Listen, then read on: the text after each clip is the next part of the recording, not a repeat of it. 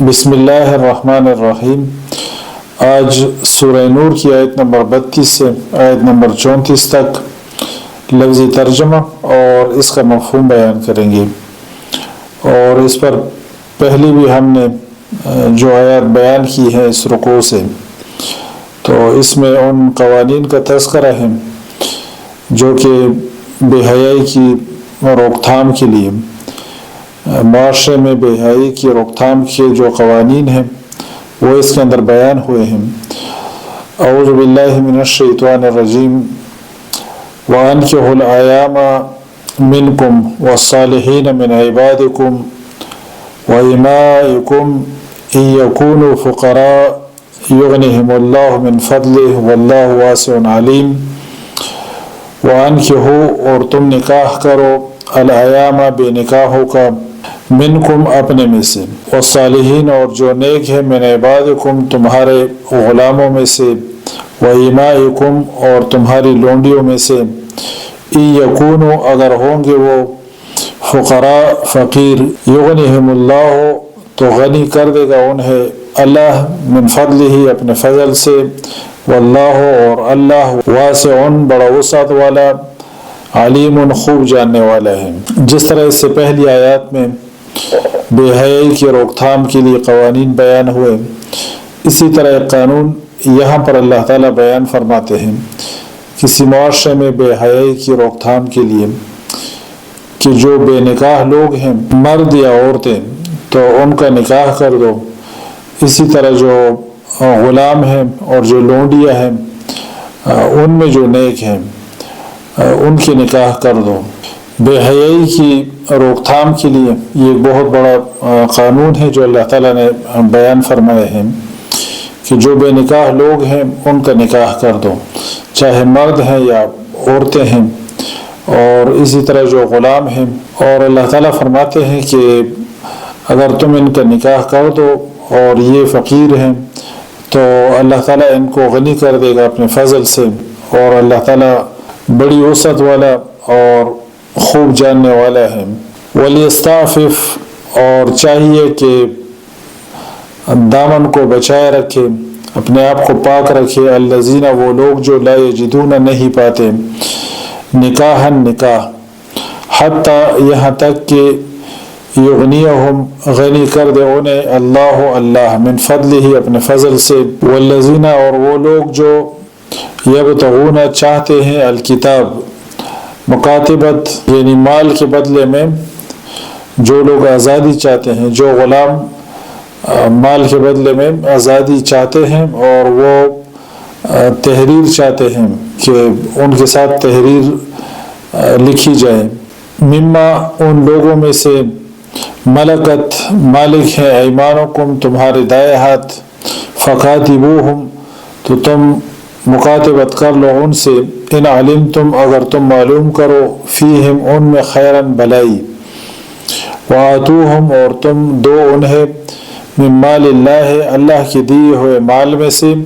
الذی وہ جو آتاکم اس نے دیا تمہیں، ولا تکرہوا اور تم مجبور نہ کرو، فتیاتکم اپنی لونڈیوں کو، علی البغاء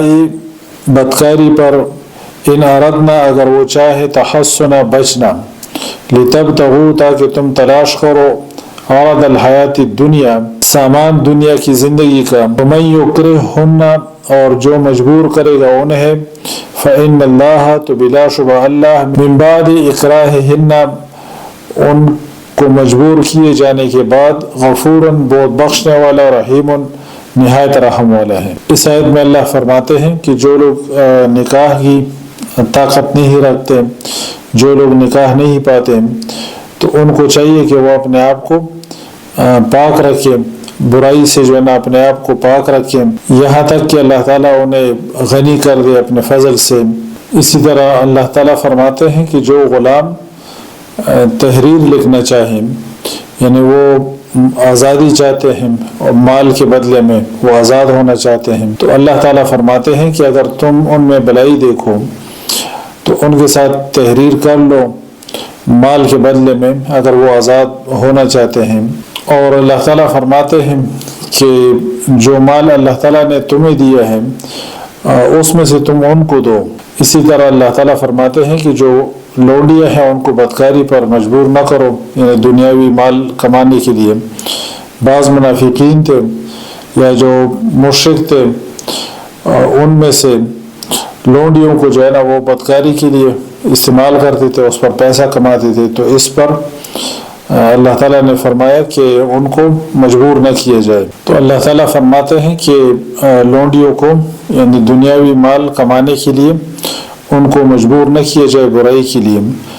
اور جو کوئی ان کو مجبور کرے گا تو پس اس مجبوری کے اللہ تعالیٰ غفور الرحیم ہے، یعنی ان لونڈیوں پر کوئی گناہ نہیں ہوگا بلکہ مجبور کرنے والا شخص گناہ گار ہے۔ وَلَقَدْ اور البتہ تحقیق انزلنا ہم نے نازل کی الیکم تمہاری طرف آیات مبینات آیت واضح ومثلا اور کچھ حال من الذین ان لوگوں کا جو خلو گزر چکے من قبلکم تم سے پہلے وموعظۃ اور نصیحت للمتقین پرہیزگاروں کے لیے۔ اللہ تعالیٰ فرماتے ہیں کہ یقیناً ہم نے تمہاری طرف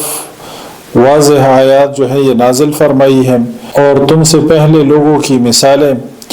اور نصیحت متقین کے لیے جو پرہیزگار ہیں۔ واضح آیات سے مراد یعنی جتنے بھی احکام اس صورت کے اندر بیان ہوئے، یعنی شروع میں جو سزائیں بیان ہوئی، دوسرے جو احکام بیان ہوئے، اسی طرح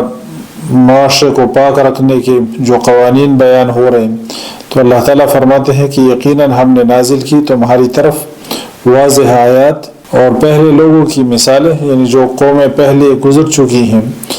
اور انہوں نے جب اللہ تعالیٰ کے حکم سے سرتابی کی تو ان کا کیا انجام ہوا، ان کا کیا حشر ہوا۔ تو متقی لوگ جو ہے ان میں غور و فکر کرنے سے نصیحت حاصل کر سکتے ہیں۔ سبحانک اللہم و بحمدک اشہد ان لا الہ الا انت استغفرک و اتوب الیک۔